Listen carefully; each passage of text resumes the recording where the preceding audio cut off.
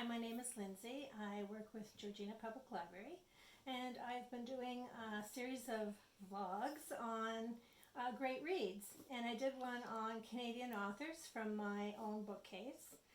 And shortly after, I realized I missed all kinds of really great authors, great reads, some of my favorites actually, that happen to be written by Canadian authors.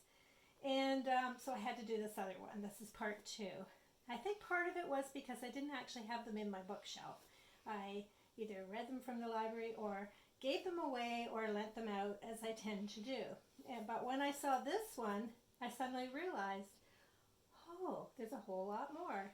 So this is Sara Gruen. She's from Vancouver. This is my favorite of hers. They did make it into a movie.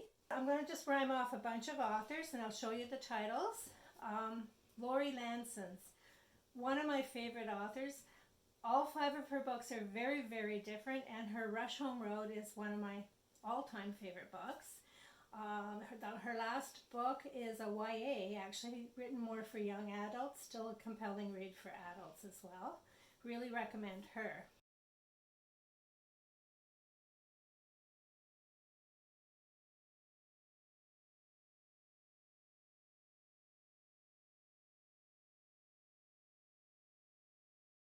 Frances Itani, who wrote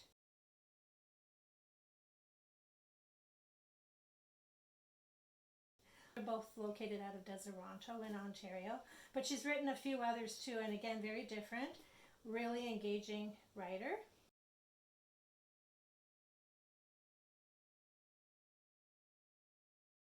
Elizabeth Hay, number of books, Student of Weather, Late Nights on Air, a few others I'll show you.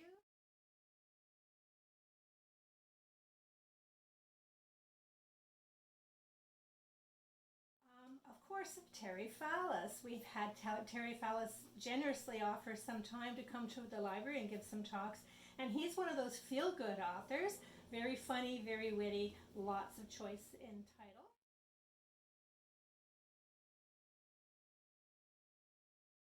Stuart McLean, unfortunately no longer with us, but again, a very funny, laugh out loud stories that will make you feel great.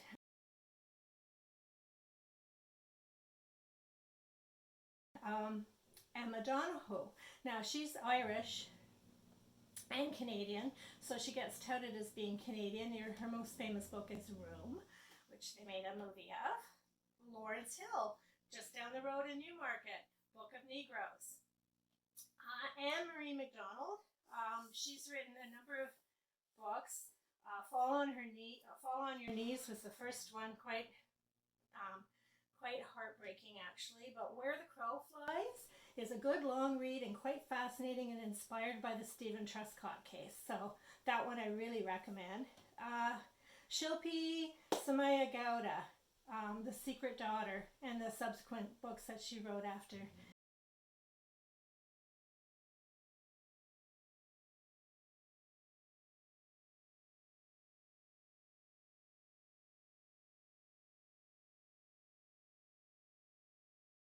Patrick DeWitt, The Sisters Brothers. A lot of people find that a very funny book, and it was also made into a movie. Jack White. A lot of our male patrons really love Jack White. He writes very extensive and intelligent historical fiction about the Arthurian period and the early Romans in Britain.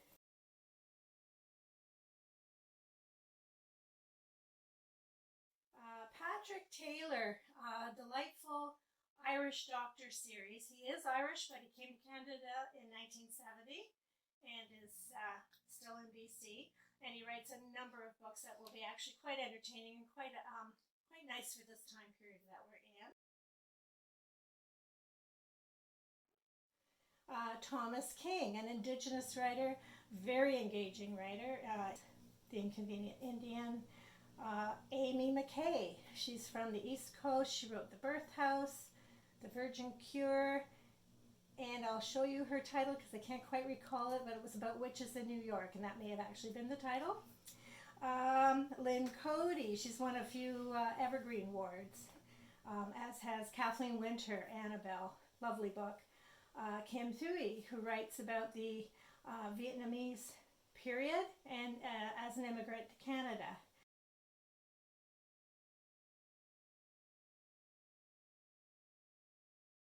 And then I'm thinking of some nonfiction authors that are really entertaining reads. Rick Mercer. And he's a good one to read right now because he'll make you laugh out loud.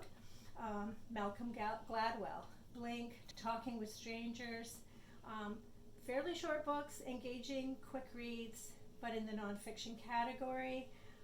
Neil Pashrisha, who wrote the Book of Awesome and his Happiness Project, so another feel-good series.